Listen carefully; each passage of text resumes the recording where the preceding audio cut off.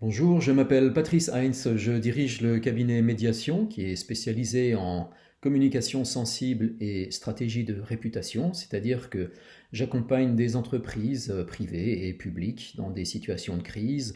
Je suis aussi expert associé de la société Atrisque.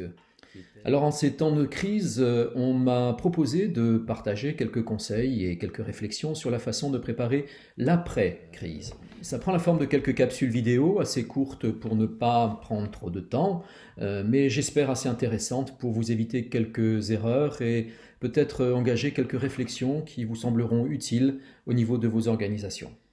Certains d'entre vous ont d'ailleurs engagé des plans de continuité d'activité, des PCA, pour continuer à produire, à fournir vos prestations en mode dégradé et aussi à s'organiser pour rebondir après la crise. Et ça, c'est évidemment salutaire.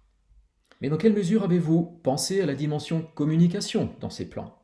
Car chacun sait que c'est un rouage extrêmement important pour dire, pour porter et surtout pour partager des changements. La reprise ne sera pas un long fleuve tranquille, nous le savons. Pour tenir et rebondir dans la vie d'après, vous aurez plus que jamais besoin de collaborateurs motivés, de partenaires confiants, de clients actifs et compréhensifs. Il y aura forcément un avant et un après. Comment la communication peut-elle vous aider à faire la passerelle? Comment gérer cette période de stress des organisations, mais aussi de stress des hommes face aux incertitudes?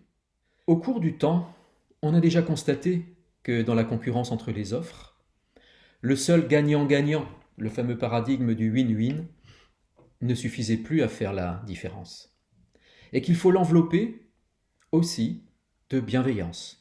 Parce qu'on ne peut pas éternellement proposer plus et moins cher que ses concurrents. Et que l'entreprise a plus à gagner de la fidélité de ses clients et de ses bons éléments que de la prospection incessante. Et c'est une bonne chose, ça s'inscrit dans l'évolution de la relation économique et sociale. Mais après les crises telles que nous en vivons actuellement, avec les impacts qu'elle aura immanquablement sur nos organisations et nos relations internes et externes, nous allons devoir passer de cette notion déjà très valeureuse de bienveillance à la notion de plus en plus fondamentale de la confiance. Et la sincérité est un des leviers majeurs de la confiance, qui, comme vous le savez, ne vous est pas donné, mais qui doit se gagner. Donc, donner de la sincérité permet de gagner de la confiance. Et sans confiance, pas de business.